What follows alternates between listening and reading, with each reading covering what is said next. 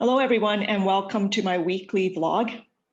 As we all know, family and loved ones play an essential role in the emotional, physical, and mental well-being of our patients and residents. And we continue to work with the families and facilities to welcome family presence and visitation wherever we can. But with the daily rise in COVID-19 cases, including outbreaks at our facilities, it is a growing concern to the safety of everyone. I know that we're working very, very hard to ensure patients and staff remain safe and stop further spread of the virus. And part of that involves regularly reviewing our family support and visitation guidelines and adjusting them to reflect the current evidence and COVID-19 transmission in Alberta. That's why last week we made the very difficult decision to place further limits on the number of designated family support persons permitted at facilities with outbreaks and areas of high community transmission. These are temporary measures implemented and based on need to help reduce exposure and spread of COVID-19. So today I've invited two familiar faces from the Family Presence and Visitation Task Force to tell us a bit more about these changes. So with me is Dr. Jim Silvius, Senior Medical Director for Provincial Seniors Health and Continuing Care, and Paul Wright, Manager for Calgary Zone, Patient Family Centered Care. So welcome to the both of you. Jim, I'm going to start with you. What exactly are the new updates to the family support and visitation guidelines? Do they apply across the province, or is there variation between sites and care areas? What we have put together is a revised approach to family presence and visitation that addresses the circumstances for sites where there are either outbreaks or where there are high levels of community transmission. While our experience has been that family supports and visitors have not been largely responsible for bringing COVID into sites, there have been a number of recent experiences where this has occurred, and in order to protect patients, other visitors, and staff, we felt that we had to make some changes. That means that we have focused on still permitting access to those support persons who are truly essential to care, such as for an individual receiving a life-altering diagnosis or a patient with dementia who is confused by what is happening and cannot be settled without a familiar face and voice.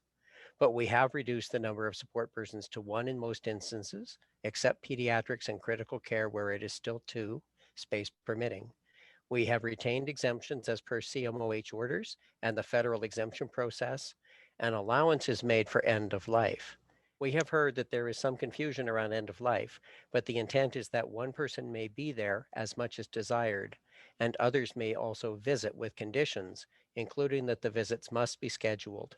For sites not on outbreak or where community rates of COVID are lower, visitation will continue as it has been.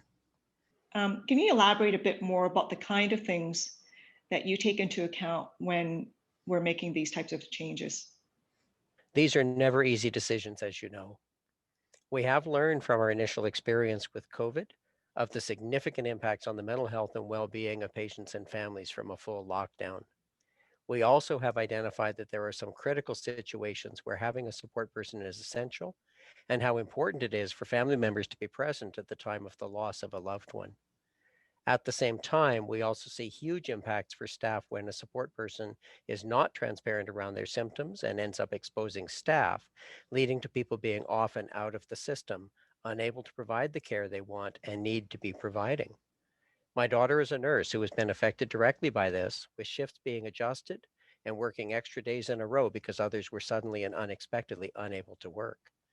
As the task force has worked through many, many issues over these last months, we have come to appreciate the needs of many parties here, patients, family members, and staff alike. We have struggled with tough decisions, none of which have been made easily. But at the end of the day, we have seen that the work has been well received, that we largely have managed to find that middle ground that allows support person access while still protecting our site and our staff. And supporting us in all of this has been the Patient and Family Advisory Group, to which I would give a big shout out as they have been very helpful and very supportive. So Paul, I'm going to come to you, and I know that we actually discussed this the last time you were here, but can we actually go over again the difference between a visitor and a designated family or support person? A designated family support person is someone who is identified by the patient as an essential partner in care. A support person typically knows the health history of the person and the individual and tries to help inform the care plans with the care team. Often a support person can be a family member, a legal guardian, close friend, and sometimes even a caregiver. Essentially, they can be the voice of the patient who might not be able to have a voice for themselves. When you go to a visitor, typically a visitor doesn't have involvement in specific aspects of care. The visitor is typically social in nature, might be a friend, a colleague, a neighbor, or even a work colleague as well.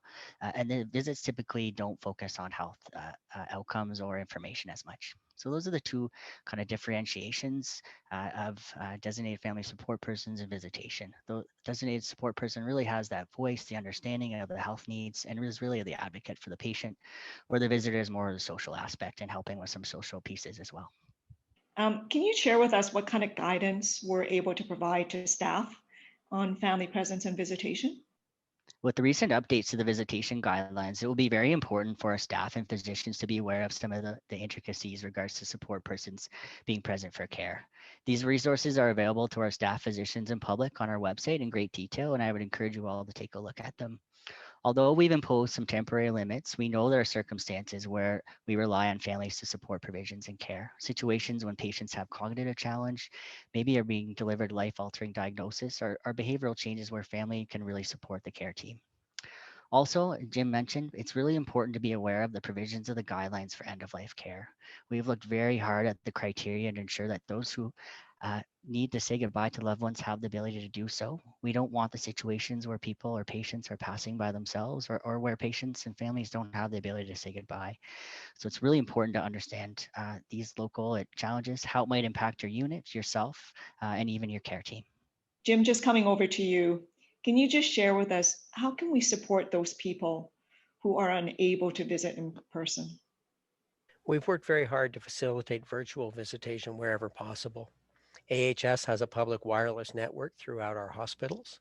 Patients can connect with their own devices to reach out to friends and relatives. Many units now have iPads to share with patients who don't have their own devices to facilitate a call through Zoom. Family and friends are also encouraged to call to check in on patients. There's often downtime during an admission where patients are in their rooms and where a call from outside can be immensely cheering and reassuring. So one final question for the both of you. If there is one thing you wanted patients, families, and staff to know about family presence and visitation coming into the holiday season, what would that be? So Jim, I'm going to start with you. I would say to all Albertans, think about what you as individuals are doing in your own lives that might increase your risk of being exposed to COVID-19. We have developed a brochure that is available on our website to help you identify some activities that may be riskier if you are unsure. We want everyone to be safe and well and not bring COVID home for the holidays. And Paul, what would you want everyone to know? Yeah, I think we need to be transparent and outline that things will be different this year with increasing cases of COVID-19. We need to do our best to keep the health system safe, and that includes staff, patients, and families as well. I think we need to get creative and support new ways of visitation, such as Dr. Silvius outlined with virtual visitation, being creative and connecting as much as we possibly can. And even though our families might not be able to be present as much as they might like, it's important to do our best to follow the core elements of patient-centered care. And one of those pieces is around communication. Sharing care plans, outcomes with patients often tell us that these little things make a huge difference. And little by little, a little goes a long way. So great words of advice going forward from the both of you. So thank you so much for coming back on our vlog. I know that these restrictions are very difficult for patients, families, loved ones, staff, and physicians. We will continue to weigh the risk of welcoming family presence with ensuring the health and safety of everyone at our sites. Decisions to limit interactions between patients and their loved ones are never made lightly, and we continue to make these decisions with the input of our family presence and visitation task force, staff, physicians, and our patients and their families. I encourage all of you to stay up to date on the latest family support and visitation guidelines, which you will find on the AHS website. So thank you again for all that you do. Stay safe, and I'll see you next week.